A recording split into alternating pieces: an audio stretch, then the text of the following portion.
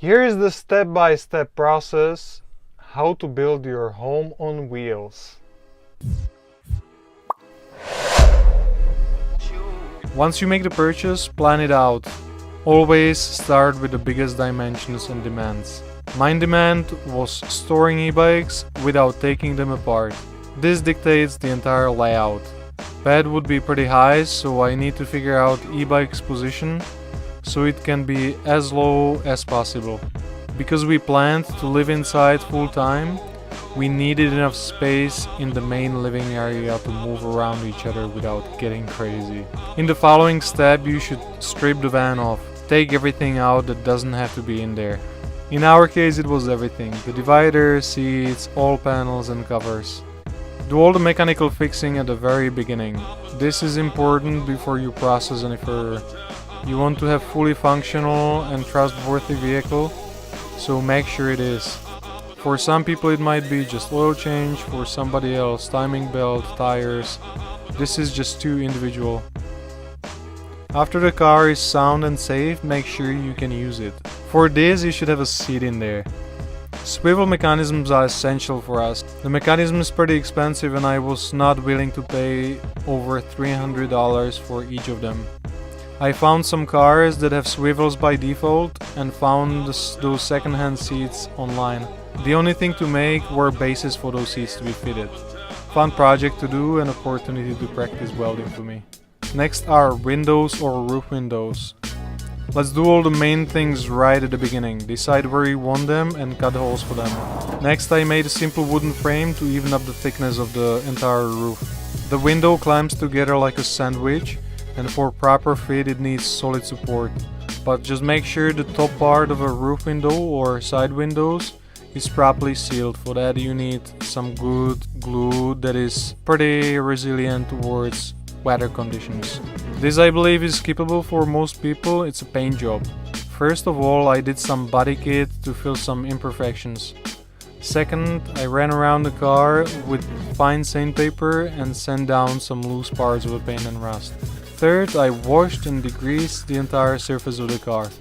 I know what I'm about to do is nothing conventional, but hey, my project, my rules. I decided to just roll the paint on our van. Why? It's the cheapest possible way and I believe at this point fastest. I spray painted all curves first so I don't see strokes from a brush. That means door from inside, roof and just curves all around the van. After this I do 2 coats. The result is pretty good, I can tell you. I don't stress about scratching the car at all. If I do, I can anytime do another coat for a few dollars.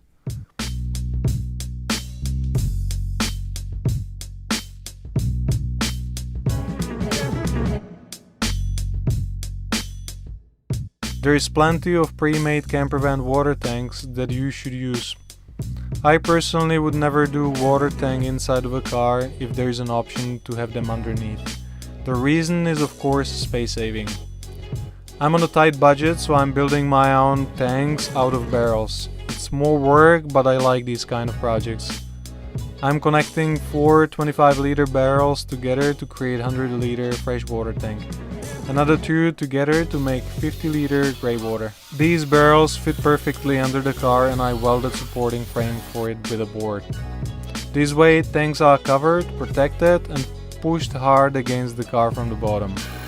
Solars are pretty easy. You can buy brackets to attach them to the van and wire plugs that seal your roof. I don't buy them, instead I just got a L-shaped aluminum, drilled holes to them, glued and screwed with self-tapping screws. For wires I just drilled holes and then sealed them with the same Sikaflex glue. Easy and cheap solution that does the job. Reversing camera is easy too. This one was just cheap from eBay and I read in comments it leaks after heavy rains. No problem, I siliconed it all around and instantly it's waterproof. In the following steps you can do wires or insulation, whatever you prefer. I decided to do wires. You should have all the wires in protective hoses so you don't cut through them somewhere by accident. I learned this later, so please avoid it. Plan it like I did with a marker, that's a good way. This made it easier to work with. Plan your lights and switches, reversing camera, inverter, water pump, fan and everything else you are adding. I also added extension cable drum from the bottom of our van because it's very convenient to just pull the cable out. Make sure you have plenty of USBs everywhere. Cool extra trick for urban camping, I also made car charging reduction for charging stations. This way I can plug the entire car and use the power inside, charge e-bikes, etc. Cool thing to have is also a car charger, so whenever you are plugged in, it charges your deep cycle batteries too. Next is the insulation. There is many ways how to insulate camper van. This topic is broad that you should research it on your own. I chose to do silver double layer 18mm and Miralon. In this case, it's important to cover everything with panels and leave some air gaps in there. I sprayed contact glue on both surfaces, car and insulation, and then just put it on like a sticker. My friend Richie is helping me out. I measured, he cut shapes, and this entire phase took us only a few hours. Easy peasy. Finally, we moved to some more interesting parts. Again, many ways how to do floors. The way I do it is lifting and evening the floor up and using the same insulation there. For the board itself, it's good to use lightened plywood. It's pretty pricey, so I just used offcuts that were lying around my workshop. On the top I contact glued vinyl for commercial use. This one is more resistant and difficult to scratch. Roof panel I measured and cut out of 3mm MDF. I made sure all my cutouts will fit and marked the holes for lights too. Here on the video I'm using thick black fabric I had spare at the workshop to make the final result softer and thicker. Second layer is fabric I use for panels to have unified style. Next I made few stands out of chipboard. These curves copy the internal roof shape, and I also stapled stripes of fabric not to damage new ceiling fabric. Installing this panel was pretty easy with all of this. I used the same PU Mammoth glue and pushed the panel hard against the roof. The following morning glue was cured and ready to move on. Next part to do are panels. Cover all the insulation up. Some people do wood and cover the entire van completely. This is a good way how to insulate vans even more, and many choose the specific interior look. I like modern look, and panels are the way for me. First I contact glued my fabric to all of the structure parts of the vehicle that will be seen, like underneath the overhead units. Some places I cut MDF stripes and glue them with Mammoth day earlier to have solid base for the fabric. One panel above the back door requires a bit more because it's complicated shape. You can see I'm using plastic sheet to cut first. I'm bending it after, marking and shaping inside of the van, and later polstering with 2 layers of fabric. I made templates out of cardboard and transferred shapes right on MDF. The rest is just cutting them out. Follow up in the same principle like the roof panel. Thick black fabric first, and then my interior gray one. Splashback panel is thicker, 8mm painted MDF because I will be attaching things to it later and needs to be more solid. On the side door I used 1mm painted metal sheet that I previously made base for, so I can just Mammoth glue it on. For furniture, different people use different material. I can easily tell the best one is lightened plywood. It's pretty solid, it doesn't warp with humidity, and is super lightweight. I didn't have the financial benefit of working with ply, so I used free material at my workshop. It is 18mm chipboard, commonly used for furniture in Europe. E-bikes are the biggest cargo dictating our layout, so I loaded them in, made sure they fit, and then marked dimensions on the ground, sides, and their height on the wall. Based on this I right away knew kitchen size, electronics compartment, entry unit, and how much space I have for garage units. I'm starting with overhead units, making the frame as light as possible. That means cutting stripes, edging them, cutting them on sizes. It's pretty simple. For the back I used 3mm plastic sheet I had at my workshop because it bends very easily. Before I staple it on the unit, I contact glue black fabric on the facing side. To attach units to the car is one-man job, as you can see by using self-tapping screws to the structural parts of the car. So on these photos you can see first stage of a kitchen, planning how it should go, sink, gas stove. Here I have the kitchen on a bench, working on it, making sure everything fits. Yep, here we have the first test of the projector setup that up to date makes me very happy. It was one of my friend's idea and I absolutely loved it.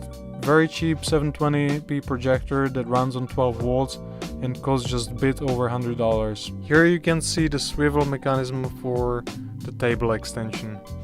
Here we have the main layout, main living area. This is the first stage. Here is the groove for the screen projector, and here we have the projector screen fitted. This is the garage unit that helps with organization. There is also a safe.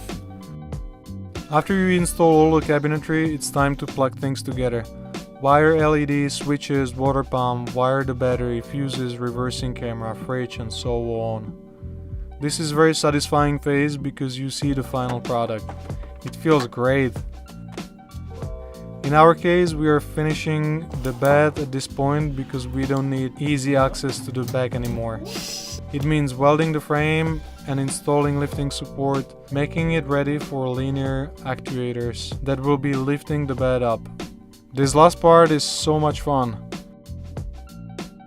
It's adding things and features to your fully functional portable living space on a go. As you use the van, you realize more behavior patterns, and with a pinch of critical thinking, you realize how to make it better. We added so much from the day one, like chopping board, spice rack, paper towel holder, laptop holder, extra USBs, temperature station, mirror, code hooks.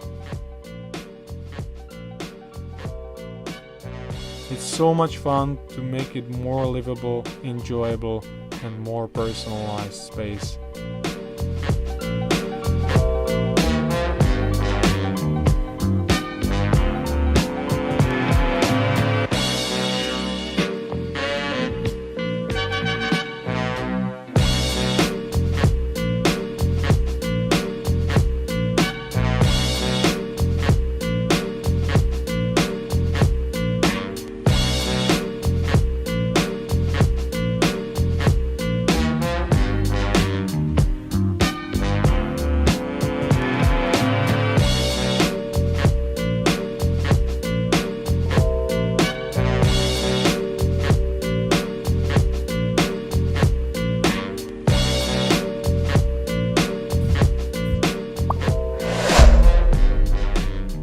I see you made it all the way to the end. Now you need to check out our van tour to see all these creative details in this van and how we operate inside.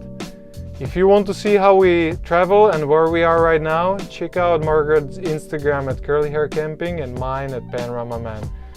See you in another video.